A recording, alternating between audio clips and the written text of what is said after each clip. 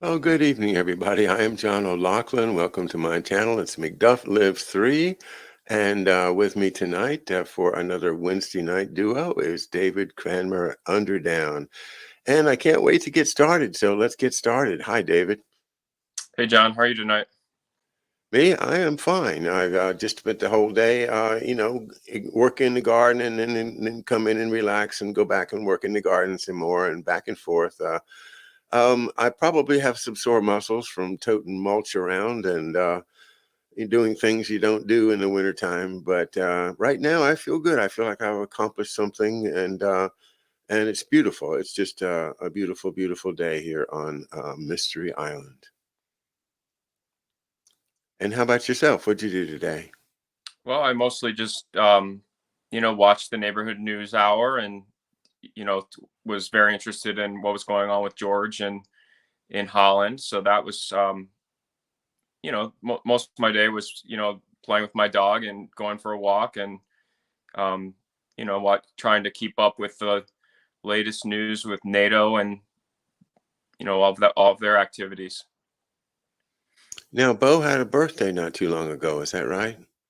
That's right. He had a very nice birthday party, and it was it was he got to eat meatloaf, and we had bone shaped sandwiches and stuff like that. My mom was she was a first grade teacher, so she loves to do entertaining and putting together a table and celebrating holidays. So it's those are always great experiences for me, and I'm glad that my dog gets to cash in on it too. Well, I hope he gets all of his wishes. Hmm. Um, Well, I'll start with this. Hello, everybody at the chat. Robert Kovacs is here, being here. Corky is here, and for free reign, Debbie 777 and Kate is here. Rick Olson, hello, man. Hello, everybody, and thanks for being with us here.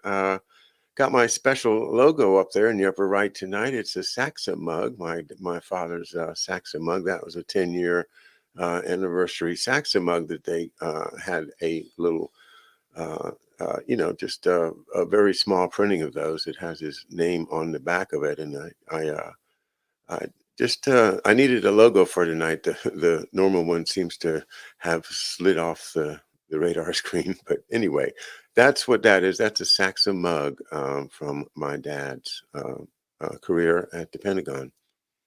Um,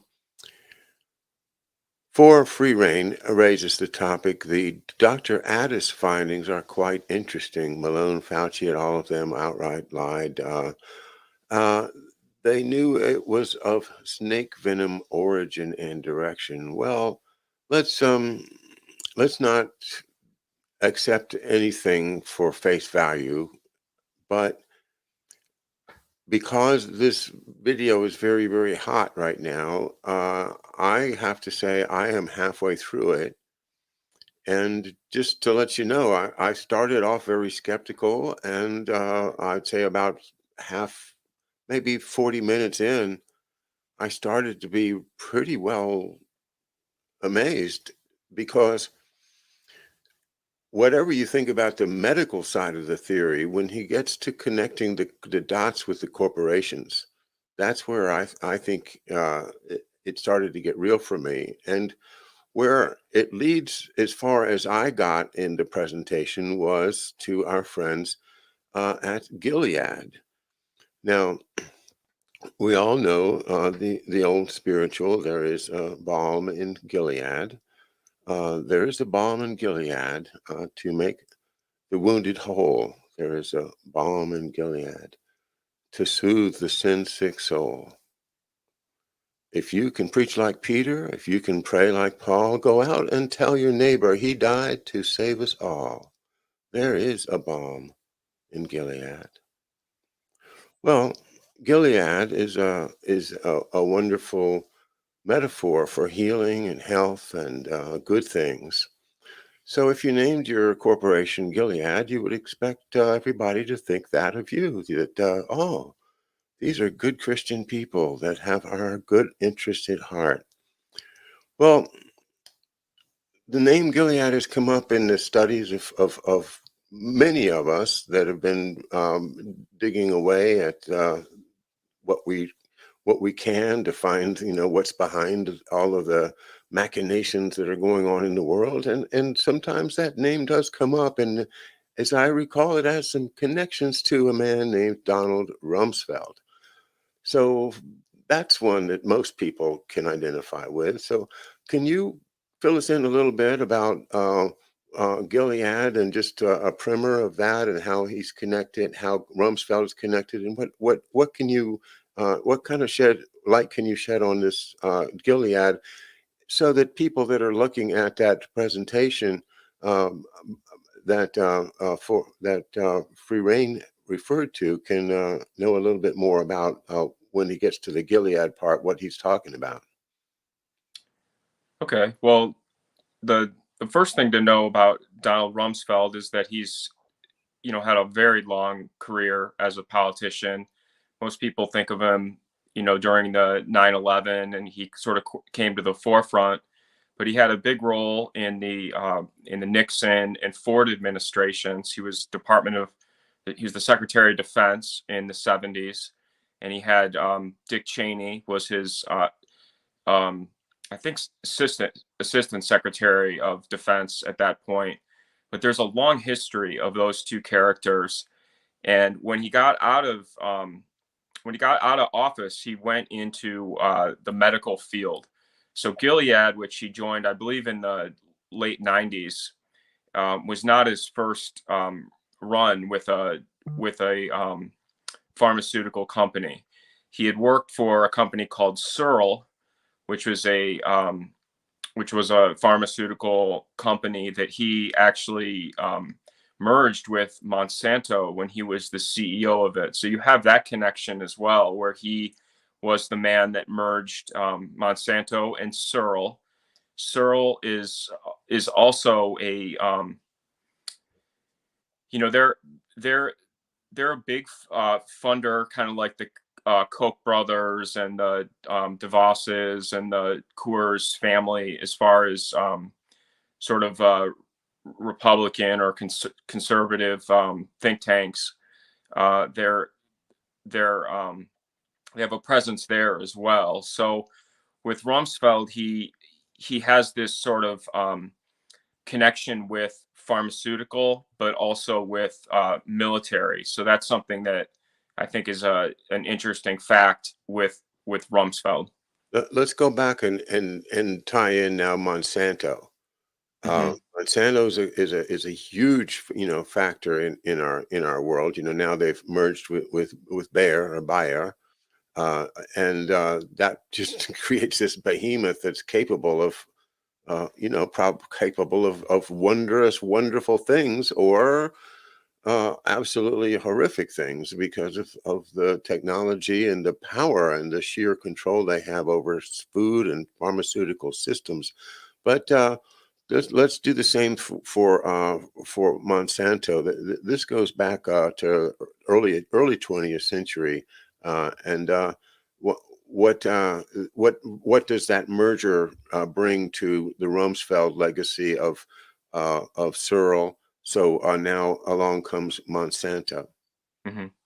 Well, Monsanto is, I think most people think of the agricultural and fertilizer, pesticide angle of Monsanto, but they also tie into General Motors and to Delco as well, because the man that was their chief chemist was named Charles Thomas, and he married Strobe Talbot's great uncle, and he was the head of the Air Force, and they both worked on a project called the Dayton Project, which was creating plutonium pits and I think the exploding lens. But he was somebody that worked with Charles Kettering at Delco, who became the chief of really technology for General Motors, which was part of DuPont as well. So Monsanto was actually working. They were sort of a St. Louis-based company. The actual Monsanto family originally was a family from New Orleans, but they got it. They got into the they really were involved in the uranium as well, with the Mellencroft Company, and then Washington University of St. Louis. They had um, Arthur Compton was the head of the Mellencroft Company, and all of those St. Louis companies that sort of now I think of as the Brookings Institute in many ways, with Strobe Talbot running Brookings for so long. There's a lot of connections between these corporations that go back to the Manhattan Project, and therefore, like Rumsfeld with his connections to Gilead and to Monsanto, there's this legacy of running these projects, or at least parts of them, through the Manhattan Project and through the Department of Energy, which was the Atomic Energy Commission before that. I did some work. It's got to be about 3 years ago now on Mallinckrodt, and I believe you're talking about the Mallinkrodt Right. company of St. Louis, Hmm. because they got the exclusive right to sell fentanyl for for Medicaid, if I recall. It's something like that. If it's not exactly that, then it's very close to that. It might have been just opiates generally, but it's an incredible pipeline of money Hmm. to to give to one corporation. And this Mallinckrodt was connected to this fellow von, gosh, I can't remember his name, but he was a Nazi, and he had married into the Mallinckrodt family because she was one of the sisters in this family of the heirs of a fabric company, like Farben type of company. Anyway, and it's connected with some banks in France and Belgium. So anyway, that Mallinckrodt does resonate with me as a possible connection to the Synergy side of things that I've been looking for, and also Monsanto, of course, does for many reasons, and including that it's very it is, well, Monsanto is a place in Portugal, and the, there are strong Jesuit connections, but I don't have them connect right in my mind right now. But having studied it, there's strong connections to Jesuits there, and of course, St. Louis is very, very a Jesuit-oriented place, and that would connect it all to to Rome and to the interests of that uh, what I call the third force, the neither the East nor the West, but the other guys, the ones in the middle with the money and want to keep it.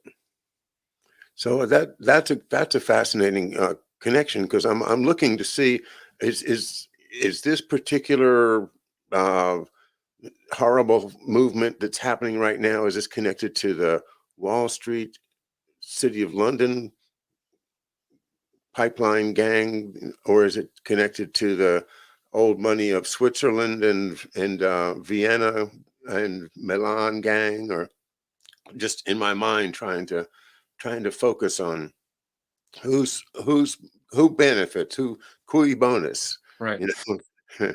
So that's and that's a bone for Bo. Okay. Well, when I think of St. Louis, I of course think of George Herbert Walker being from St. Louis. It's the state of Missouri has Truman, which is a interesting connection. With the Black and Veatch, they're also a St. Louis-based company, and they're supposed to be the world leader in creating medical facilities, and they were contracted to build the biolabs throughout the world. On a local note, I always also think of the Spirit of St. Louis, which was the famous arch sculpture that's in St. Louis, and that was designed by Eero Saarinen. That was a Cranbrook person, and his dad was the designer of Cranbrook, and their architectural offices were on Long Lake Road, right next to my family's dry cleaner. And then that sculpture is representative of Charles Lindbergh's famous transatlantic flight, which was called the Spirit of St. Louis, and that was based on his financing by a group of men from, I think it was the St. Louis Athletic Club, that staked him in that flight. And of course, Lindbergh, after the baby was stolen in New Jersey, they moved to Bloomfield Hills, Michigan, and lived basically on the Cranbrook campus. And they, his Lindbergh's mom is from, she was from Detroit, and she was a teacher at Cass Tech High School. And his wife, who was, oh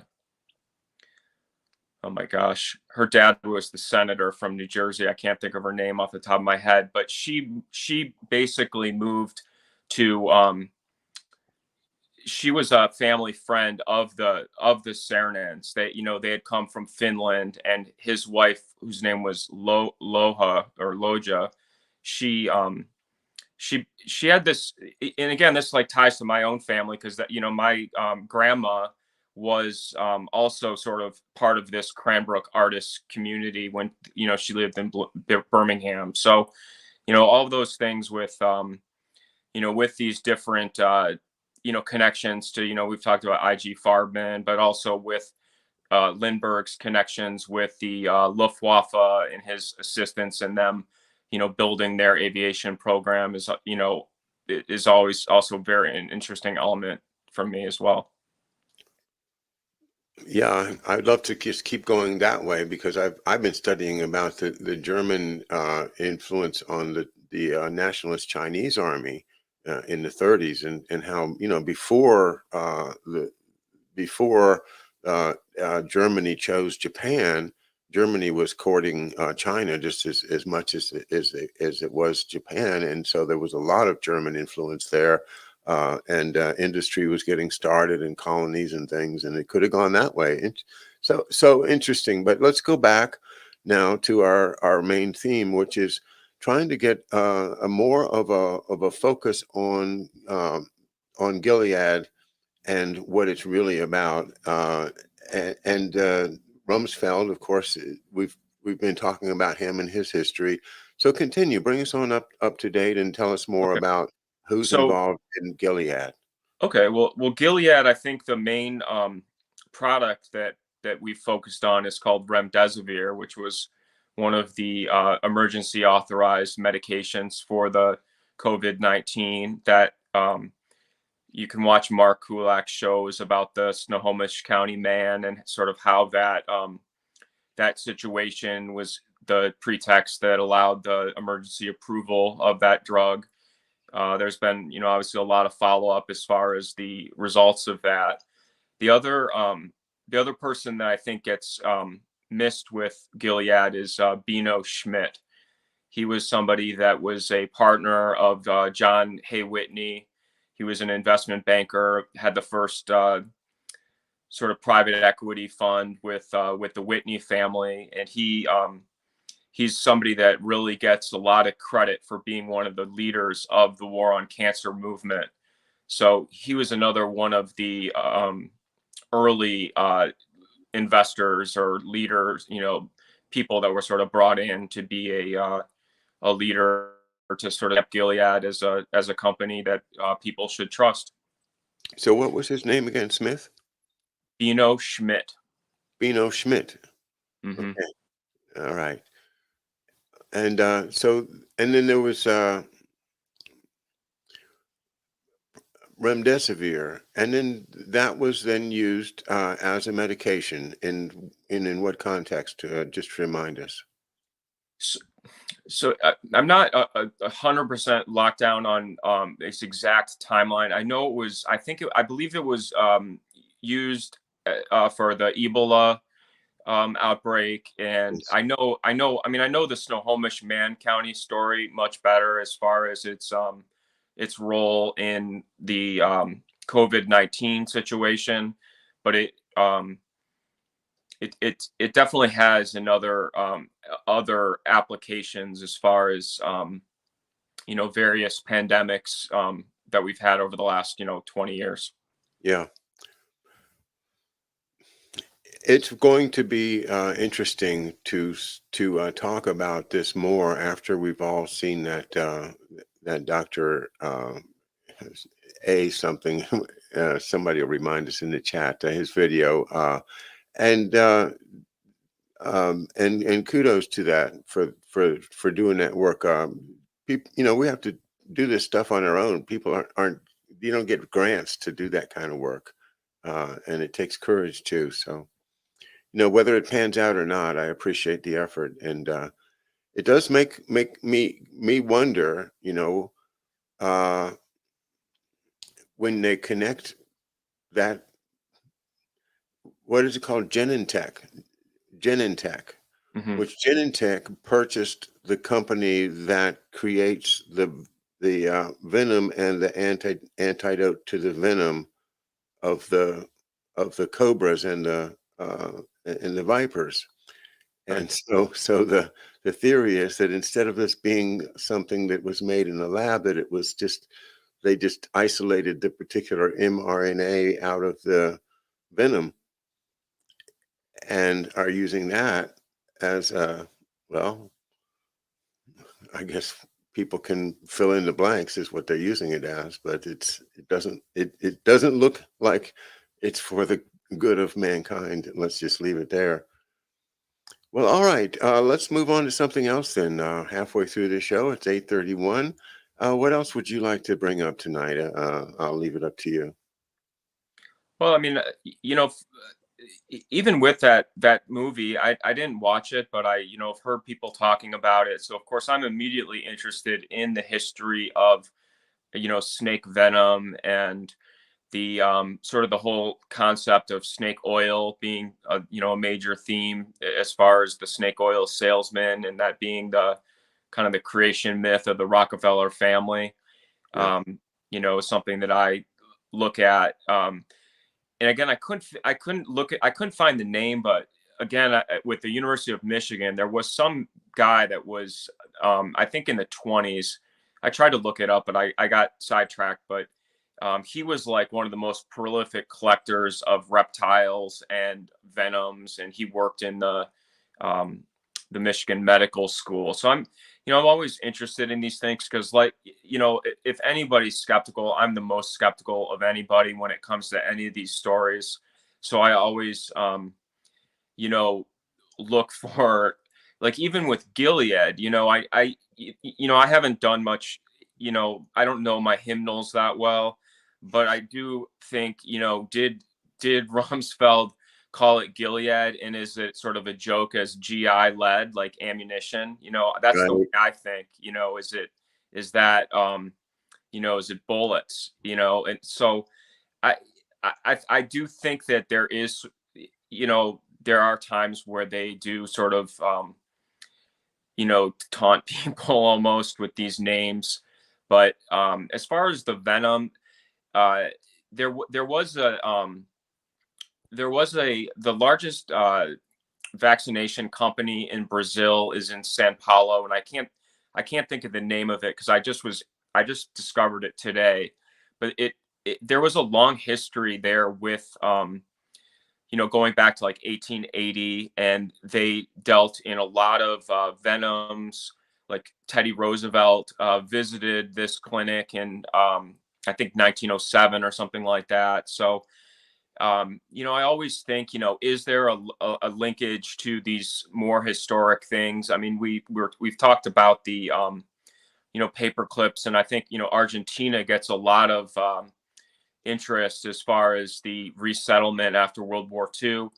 But again, I'm always interested in the fact that Brazil moved their government to Brazil from Portugal, and I think that was in the I think it was when Napoleon was invading the Iberian Peninsula during the Peninsular campaigns, which again I'm not an expert on, but they moved the head of the Portuguese government to Brazil. So that's always interesting to me too. That there is this, old. I mean, you talked about Monsanto being a Portuguese city, but again with with South America, Central America being New Spain, I was just all going to say that it could be some Templars in there because that's where the Templars ended up, was Portugal after they got kicked out of France, and the idea that if I recall, that Monsanto was either a monastery or something like that, but you can see Mhm. it on the internet if you want to look. It's Look at it. but I mean, I know the Monsanto family from New Orleans was a Jewish family, and they were sugar and cotton traders and whatnot in the city of New Orleans, and then they moved up the Mississippi River to St. Louis, I think around the 1900. And I believe, and as you said, I think one of their son-in-laws sort of got the pharmaceutical side of the business really more more incorporated or whatnot. So that's but as far as the Templars too, I'm also interested in the history of Teutonic Knights also, because I feel like they're a group that you don't hear much about, but they were a very much like a northern European uh force, and just sort of wiped off the map. So are they in hiding, or were they all hunted down? Those are always things that are interesting to me. you got to look at Sean Ross's work on that. I guess it's about a month ago or so now. The same time when he did a really nice tribute to my dad in my book about my dad, and in it was either the next one or the one before it, in which he talks specifically about the knights, the Teutonic knights, and how in Sicily they were not only Knights Templar, what do they call them, commanderies, but there were also Teutonic Knights commanderies there. And the Teutonic Knights, therefore, were at some time a power in Sicily. And where he goes is that, look, the Templars, they got suppressed and then they become the Knights of Malta. The Knights of Malta get defeated, but the Knights go up to Prussia, and then they become the Teutonic Knights and start speaking German. Hmm.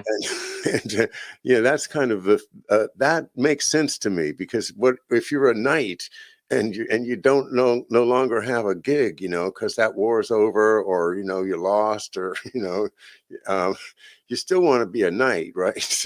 So you change your red cross for a white cross, for a black cross, but it's all that Teutonic, I mean that Maltese shape that signifies all three of them in different colors.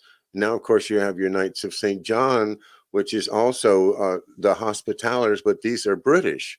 Hmm. So the British ones now, despite the difference between Anglican and Catholic, are now also equally merged in, as far as I can see, with the Catholic uh, SMOMs, the Sovereign Military Order of Malta.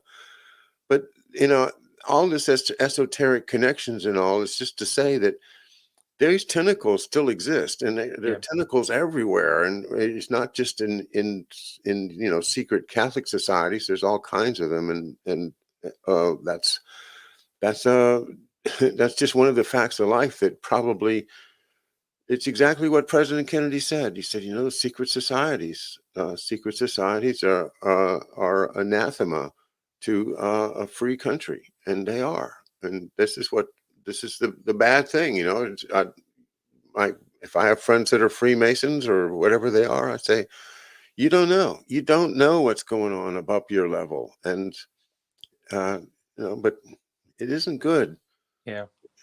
Well, I also always try to keep in mind too that the um, the Knights Templar are are also very into encryption and into banking, and that a lot of the I try to separate, at least in my mind, that there's the sort of the enforcement military angle, but there's also the banking and the secrecy and the encryption. And so when we get to more contemporary times, looking at these different intelligence agencies, or private mercenary armies, how they're connected, but there's different sort of divisions within these organizations, and but to always keep in mind that the banking element is always a big, that's something that's always been there, regardless of sort of who their, um, their enforcement division is. They've always had the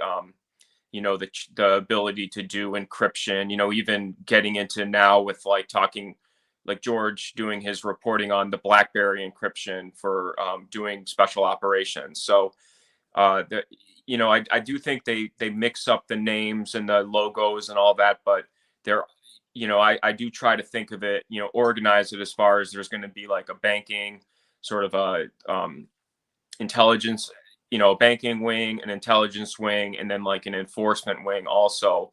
And they may change, over time, but the idea of sort of having that same structure, I think, has always been there.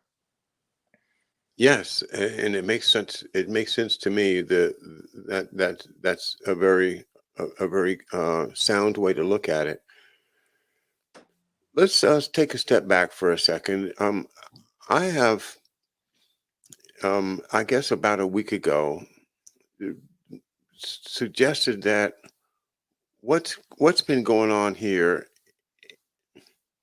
what's been happening to us as citizens of this country, and I guess generally of the world, but particularly of America, is is is fairly called the big con. It's a big con job. Like, and I almost before I almost thought I'd play a little introduction from the movie The Sting when we started the show tonight. With the entertainer music and behind and Paul Redford and Paul Newman and Redford, Robert Redford, in their prime, and all the great character actors in that. And I thought of it as a metaphor for what's even a bigger con, which is what's been going on to us as American people, who really do think, we believe in the American dream, we believe in the values, we believe in the history we're taught. We say yes, Paul Revere, yes, George Washington, we like him. Everybody goes along with the program and passes the school tests, and we feel like we're all together and living a pretty free life given circumstances as they are. But I feel more like a mark in a carnival right now. I feel like we've all been played by these same forces that you just named. And you can go back to Jekyll Island if you want and start there, or wherever you want to. But what's your reaction to that? Do you think we're all marks in a great big carny game? I do. I mean, I feel like one of the very first conversations I had with you when I met you was sort of explaining how I was, had spent so much time trying to understand financial markets and have a career in investments. And, I really like financial analysis and all of the understanding how, different factors would make one organization more successful or more profitable than another. And, as I got more into it, I really did see that it was, a lot of those things that I wanted to be the rules the way I'd been taught were not the way the rules worked in actual practice in many cases. So I do think that it is, there is a lot of deception. And again, do try to spend a lot of time understanding the history of the intelligence organizations and their propaganda wings, as far as the Office of Information, or how they that was something that Peter Duke had talked about, how he was working on a play where he wanted to sort of recreate the conversations that would have happened between these intelligence officials and the leaders of the movie and film and media industries, and sort of how they would create a system where people could be persuaded at a mass level to you know not just to I think basically just to trust that the system is working, and that the capable people are in place, and that they'll look out for the interests of their communities. And, I do think that there is, we've studied Alan Dulles a lot, and Fletcher Prouty talks about how he set up a focal point system and how he used, just putting a few people in key positions that were able to influence entire organizations, and then having, spreading out our intelligence organization throughout the world, and having different stations throughout the world where, there wasn't a lot of oversight, and you sort of had to take their word for, what they were reporting was happening there. And then, that's enough to justify, sending in a larger force. So the ability to, use a small amount of people and create a system where you can, really have a huge impact and really change everyone's uh, opinion of how things are working. I do think it is a great, um, you know, con job, and that, I feel like that's a big part of me personally, why I've struggled as far as, where I just like straightforward, and I feel like I'm pretty good at telling when somebody's BSing me, or, if, I don't know. I mean, I like people that if they don't know and if they don't understand, they just say that, that I don't know, instead of, trying to, persuade when they don't. And it just seems like the more I learn this, it feels like there are people that have sort of been instructed or taught how to do that. And, for me, I just like simple and straightforward. You would not enjoy the Bilderberg group at all. No, because but that's the kind of thing that helps them so much, is that they have this. It sounds like a great rule. Yeah, nobody can talk about what is talked about in the Bilderberg meetings. And the thing is, that's a very, very, very serious kind of oath type of thing. That's almost like a blood oath, and I don't think that anybody breaks it anymore. If you remember how George Bush reacted when was it Tim Russert asked him, and what's this skull and bones things, and he said, "Well, we can't talk about it." He said, "Well, it's a secret, right?" He said, "Well, that's why we can't talk about it." Yeah. It was like he was really nervous, and poor Tim Russert didn't live a lot longer than that. Yeah. This stuff is very, very serious. So we're talking about, eyes wide shut type of creepiness when it comes to these oaths. And that's how they run the con, though, because if you're in, just like all the people in the Sting, that every single one of them, was a terrific actor in the movie, that this guy could really play the announcer, at the racetrack. That was Ray Walston, the Martian, the favorite Martian guy, and he was like the racetrack, and he called the race because he was really good at it. And the fake bartenders and the fake customers and everything was just set up perfectly. Oh gosh, which reminds me of reading the most recent literature about the moon landing. I don't know if you want to go there or not, but Well, I don't know much about. I mean, I know Werner von Braun was supposed to have lived in Birmingham. I know his brother lived in Michigan for years at Chrysler. But I think one of the things that happened with me was, there was just an unbelievable amount of characters that I either knew that were, maybe nationally or internationally known, that lived in the area that I'm from. Like, for example, the watching Professor Hamamoto's show, his guest was talking about the JFK assassination, and how after the Lincoln Continental was taken from Dallas and brought back to Detroit, that the person that brought that back was Lee Iacocca. And Lee Iacocca was somebody that was best friends with my classmate's dad. And, the three of them, it was J.P. McCarthy, who was the famous WJR radio host. And then my friend's dad was named Tom Clark. He ran BBDO, which was a big advertising agency that had like Chrysler as their client, and then Lee Iacocca was his really good friend.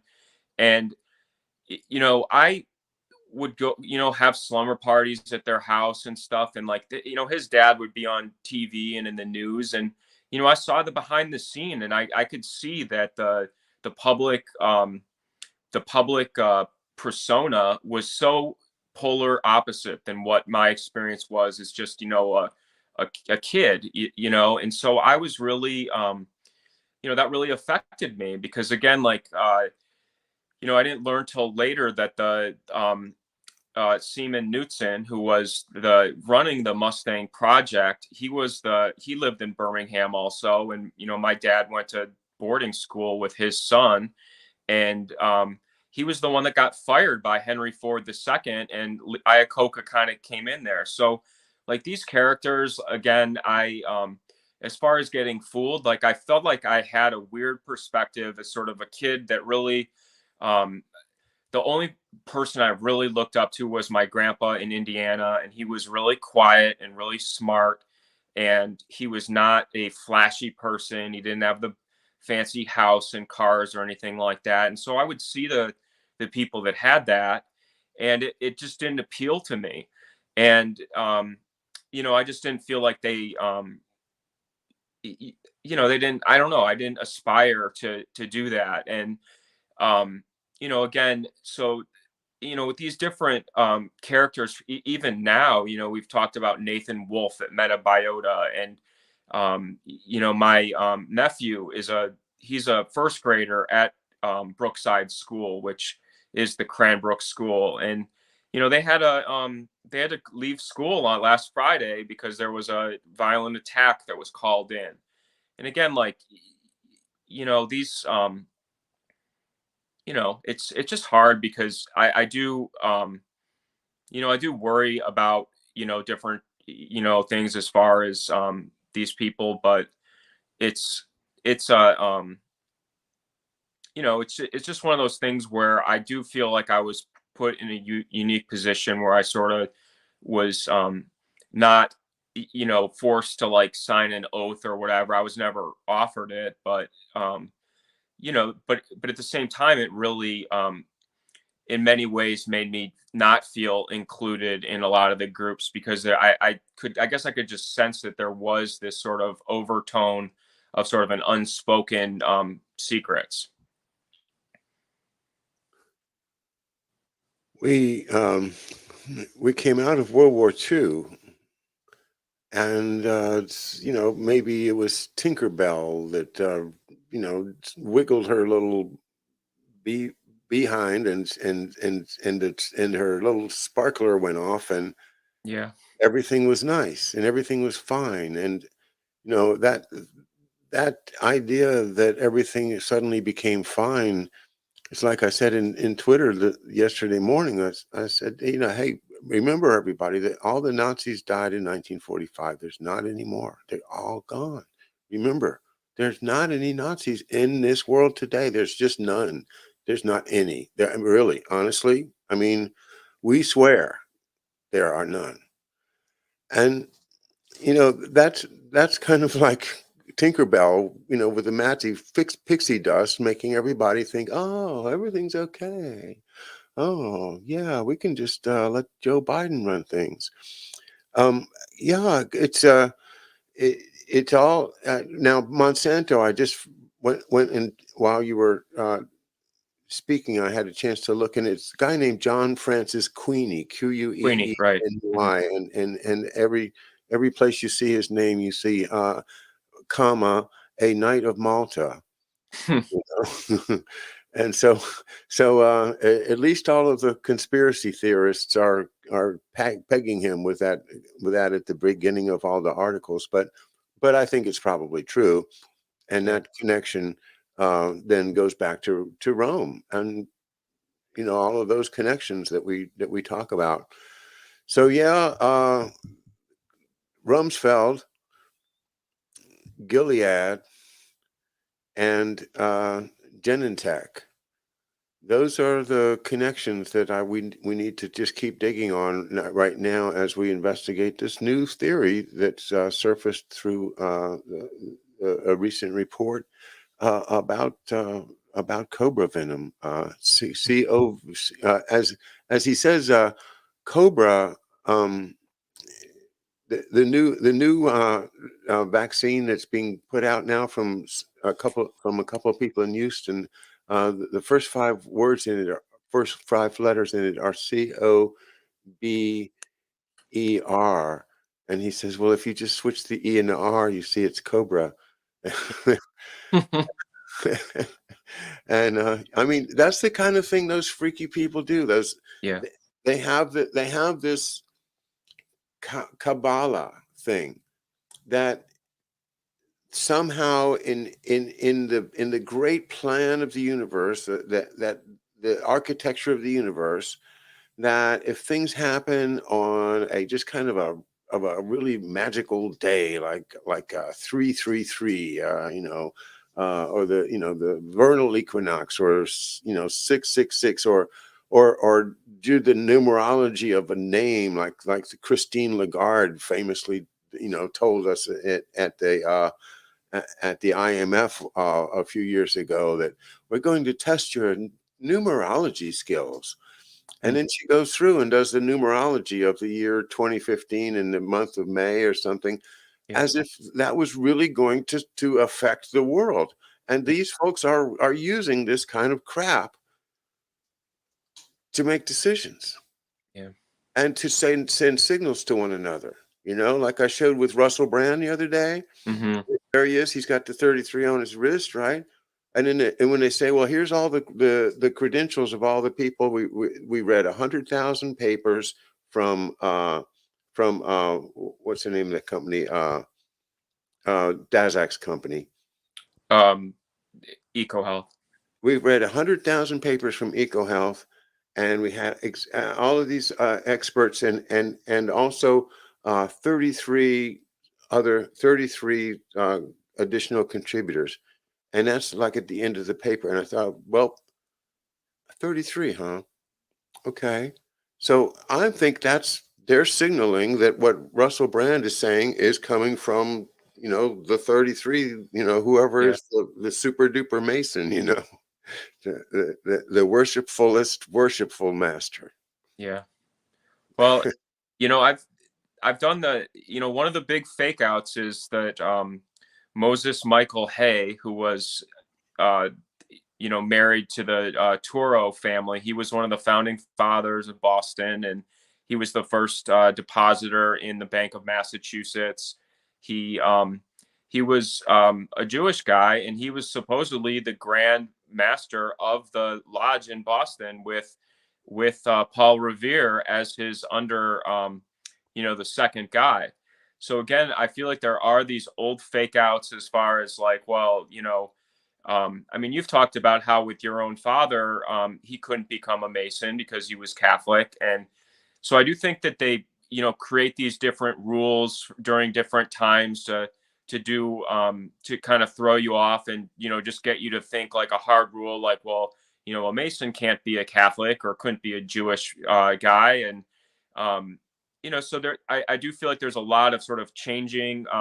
One of the things that I posted, yesterday was about this new organization I found that Donald Barr's brother Stephen Barr was running, which was the Catholic Science Foundation, or roughly. And of like the five founding members of it, three of them were not born Catholics. They were either Jewish or agnostic, and then converted later. So I'm always sensitive to these religious covers because I feel like for most people it's such a sensitive issue for them. Did you So say Avery Dulles? what's that? Yeah, Did you Avery say Dulles Avery is another Dulles? example. I mean, But yeah, it's crazy. Oh, well, I'm sorry I interrupted you, well, I'm kind of like looking at the clock, but let's go ahead and go over a little bit. Um,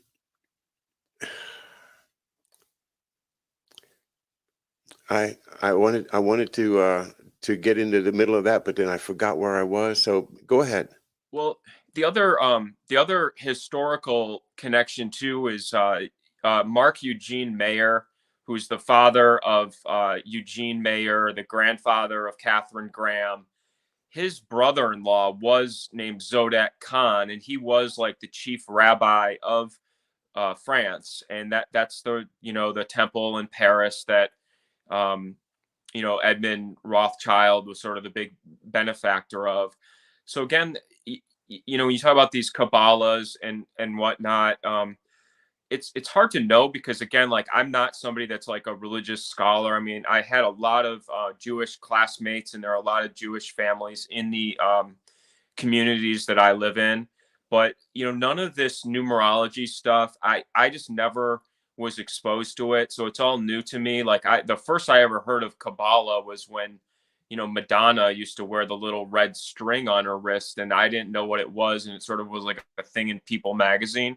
But I know there's a deep history of that, and it does go back to the, you know, King Solomon's temple, and the secrets of building pyramids and temples and cathedrals throughout Europe. So I know there's a long history of that stuff, but it's hard because I think they use it in a way that is meant to be confusing, or to get you to go down a rabbit hole where there's almost like preconceived misinformation for you to sort of follow. So again, I don't know. That's an area that I'm not Well, great in, but I can help a little bit with that.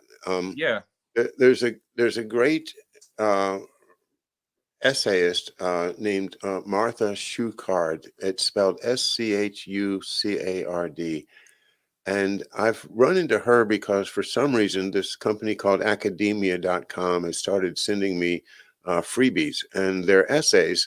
And somehow this one got to me, and it's about Scottish Freemasonry. And the fact is that the Scottish Freemasonry was very, very much into Judaism. Hmm.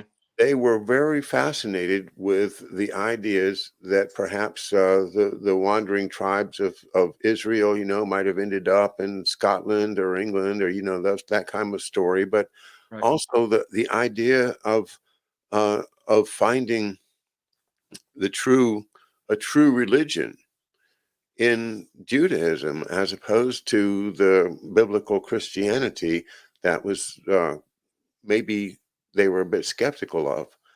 And that went along with Freemasonry and Freemasonry's interest in the occult and in technology and science, but also at the same time in the occult. So that when you find a Jewish Freemason in the 19th century in America, from our point of view, it's like, whoa, how did that happen? Hmm. But at the time, it wasn't unusual. Right. But it has been obscured, So you Yeah. like a Judah Benjamin, for instance, the financier of the Confederacy. So many examples of Jewish finance that is connected to Freemasonry in the United States. That's a topic for another time. But this essayist Marcia Schucard has written. I think she's written books about early Freemasonry, and the connection therefore is really a genuine one of the time. Right. But us, from our perspective, we're not told that. We're Hmm. not told. We're not told. What I'm just really fascinated by is what the whole idea of Jacobins. I mean, I'm Jacobites. You can say Right. the right word. The Scottish followers of the Stuart family, Hmm. and they populating Virginia, and then Virginia populating, the entire South, and part of the Northwest as well. Right. Lots of them from there, and the idea of a completely different political attitude that existed among these people in England, in the old country, in Scotland and Wales, and Northern Ireland, where they came from. that idea of personal liberty is part of their tradition, much more than it was of the Puritans and the Commonwealth and in the North England and in the New England tradition.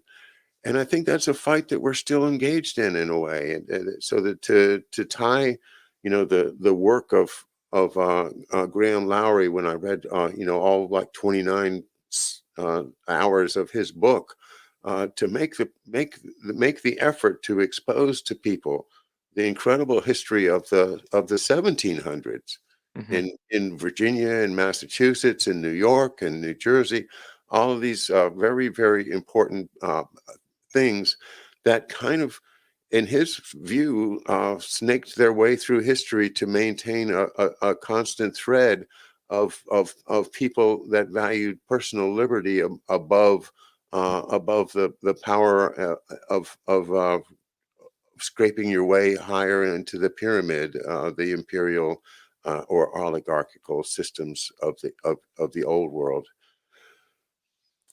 Wow, I didn't mean to say all that. Yeah, well, it's it's interesting.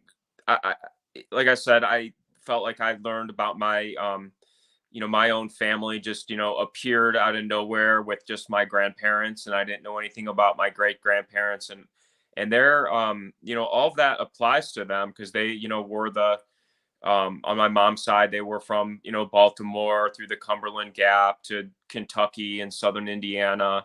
A lot of Scottish and Irish. So I'm very interested to learn all of those things because again, I was never taught them. It was a big revelation for me to learn the Alhambra decrees, which was the 1492 when the Muslims and Jews were expelled from Spain by Ferdinand and Isabella. There was also an expo. They also, I think it was maybe Henry II that expelled the Jews from England, and they weren't reinstated until Oliver Cromwell. So all of that stuff I feel like is really important history because again I feel like there are all of these sort of preloaded like anti-Semitic type you know Holocaust denier type rhetoric where if you don't know those sort of basic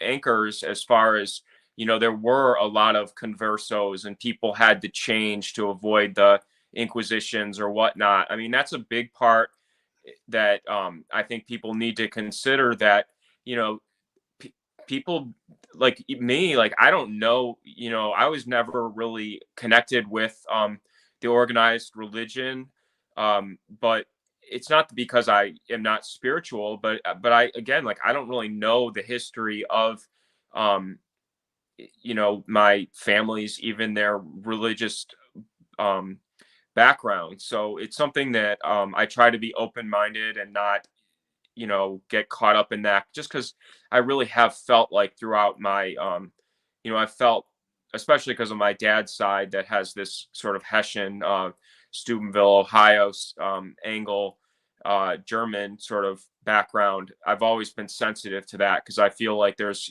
been so much hurt from that World War II, and people are still sensitive to that, and rightfully so. So I just I just try to be open minded and learn, and not incorrectly you know analyze things without being open minded.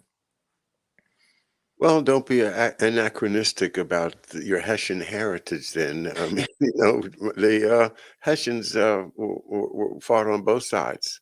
Well, she was also a grub, which was Cornish. They were the grubs landing in Delaware. So I may have a they apparently were got in a big fight with William Penn over the 20-mile radius or whatever around Philadelphia. So there's a lot that I didn't even know what the Duke of Cornwall or that the Cornish were the big miners of England or whatever, which makes sense because the Grubs ended up having um, the the Cornwall iron mines in Lancaster, Pennsylvania. So all this stuff I'm trying to put it together, but that she was supposedly also a wolf, which was German. So, it's hard to know because it's just a mixture. And like I said, I was not taught about my family's background. I don't even think my parents really even know. For some reason, I just spent, I guess, the bulk of my life chasing after traditional music, like old fiddle tunes and pipe tunes and music from that was passed from generation to generation in a traditional manner, and not learned from a commercial source, and that has just provided these kind of sinews that I can attach to history. There's tunes like called Hull's Victory, reference the victory in the War of 1812, or President Garfield. There's a hornpipe named after President Garfield. There's all kinds of historical references in traditional American music and dance music that I have played over the years with a lot of wonderful musicians, and I think that it's one way to hang on to our tradition is to hang on to our music, and so as you speak about Cumberland Gap, the tune "The Cumberland Gap" comes into my mind, and it's playing in my mind, and now it'll be in my head all Yeah. night. But that's an old fiddle tune from somebody just was sawing on a fiddle one time and sang some lyrics, and it got caught on, and I love that. That's part of that. Seems like a great metaphor for freedom in generally, freedom of speech, freedom of expression, and freedom to just be yourself. That I think is part of what we will never give up. It's our Bill of Rights, and we're going to keep it. All right. As you could probably tell, my brain is starting to wind down. It's a little after 9, and it's been a great pleasure once again, David. I'm going to be talking to you very soon, because I do hope that you'll get a chance to take a look at that video that everyone's talking about, and we'll get up to date, because I want to see if you can verify what he's saying about the corporate connections, because this could really pull some strings, pull some. Pull some of the curtain back All over right. and expose some of these folks, which would be so satisfying. All right. Thank you, David. Okay. Thank you, John. Good night, everyone.